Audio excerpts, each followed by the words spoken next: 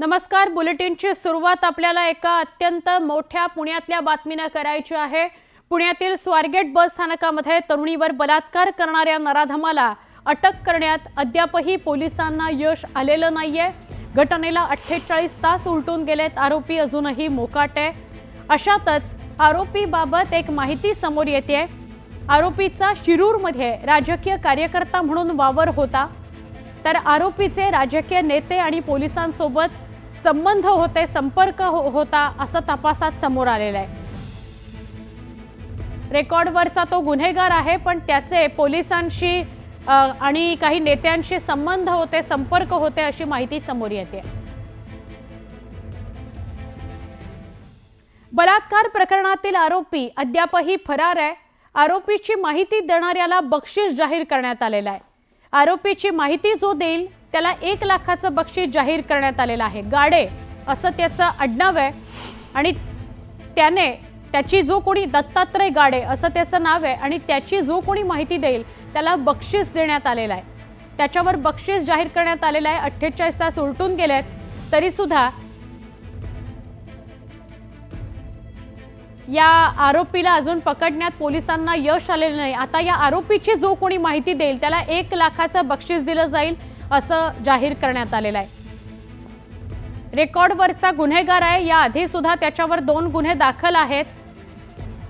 पुण्यामध्ये महाशिवरात्रीच्या पहाटे बसमध्ये एका तरुणीवर अत्याचार केलेला आहे। या दत्तात्रय गाडे याने 26 वर्षाच्या तरुणीला भुलवून बसमध्ये नेलं आणि तिच्यावर अत्याचार करण्यात आलेला आहे। 26 वर्षाची ही तरुण आहे। महाशिवरात्रीच्या दिवशी पहाटे तिच्यावर हा अत्याचार झालेला आहे।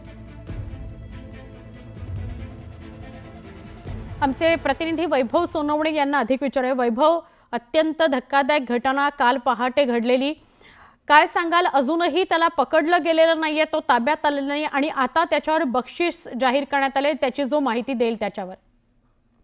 सुवर्ण, थोडी दुरुस्ती करतो। हा कालचा पहाटेचा प्रकार नाही, मंगळवारी पहाटे 4:45 ते 5:30च्या दरम्यान घडलेली ही घटना आहे। ही जी संबंधित तरुणी आहे तिनं तक्रार दिल्यानंतर आता तिचं समुपदेशन वगैरे पोलिसांकडून करण्यात आलेलं आहे आणि ती स्टेबल आहे।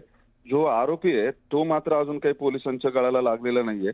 या आरोपीची माहिती देणाऱ्यांना 1 लाख रुपयाचं बक्षीस आहे, ते बक्षीस पोलिसांकडून जाहीर करण्यात आलेलं आहे। त्याचा ठाव ठिकाणा सांगणाऱ्याला हे बक्षीस दिलं जाणार आहे जर तो पकडला गेला तर। सगळ्यात धक्कादायक बाब म्हणजे हा आरोपी जो आहे तो सराईत आहे आणि राजकीय पक्षाचा कार्यकर्ता आहे। काही पोलिसांशी सुद्धा त्याचा संपर्क असल्याचं तपासामध्ये निष्पन्न झालंय। या पोलिसांकडे आणि राजकीय कार्यकर्त्यांकडे चौकशी सुरू आहे, ज्यांच्याशी तो संपर्कामध्ये होता। त्याच्या ठाव ठिकाणाची चौकशी जी आहे ती त्यांच्याकडे सुरू आहे। जी माहिती मिळते त्यानुसार तो अनेकदा या स्वारगेट स्टँडवरती असायचा आणि इथली खडानखडा माहिती जी आहे ती त्याला होती, त्याच्यामुळेच त्याने या अशा पद्धतीची घटना केली। शक्यता वर्तवली जाते पोलिसांकडून यापूर्वी त्याने असं काही केलेलं असण्याची शक्यता आहे, मात्र संबंधित महिलांनी बदनामीच्या भीतीने तक्रार दिली नसावी किंवा हे सगळे प्रकार जे आहेत ते उजेडात आले नसावेत आणि त्याच्यामुळेच त्याचा धाडस वाढवून त्याने अशा पद्धतीचं कृत्य केलं असावं अशी शंका पोलिसांना आहे। मात्र जोपर्यंत तो मिळत नाही किंवा तो पोलिसांच्या ताब्यात येत नाही तोपर्यंत या गोष्टींवरती भाष्य करणं उचित होणार नाही असं पोलिसांचं म्हणणं आहे। तो अटक झाल्यानंतर त्याची चौकशी केल्यावरती आणखी घटना जर काही घडल्या असतील तर त्या उजेडात येऊ शकतील। मात्र हे अत्यंत दुर्दैवी आणि तितकंच धक्कादायक आहे।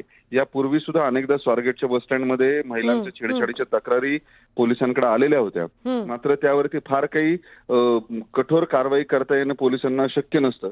त्यामुळे या अशा हुल्लडबाजांना किंवा टवाळांना तिथून हकलवण्यापलीकडे पोलीस फारसं काही करत नाहीत। त्याच्यामुळे या स्वारगेट पोलीस ठाण्यावरती अनेकदा गुन्हेगारांचा राबता दिसून येतो। वैभव, धन्यवाद माहिती दिल्याबद्दल। मंगळवार सकाळची ही घटना आहे, अत्यंत धक्कादायक घटना। आता या आरोपीची जो कोणी माहिती देईल त्याच्यावर बक्षीस जाहीर करण्यात आलेलं आहे।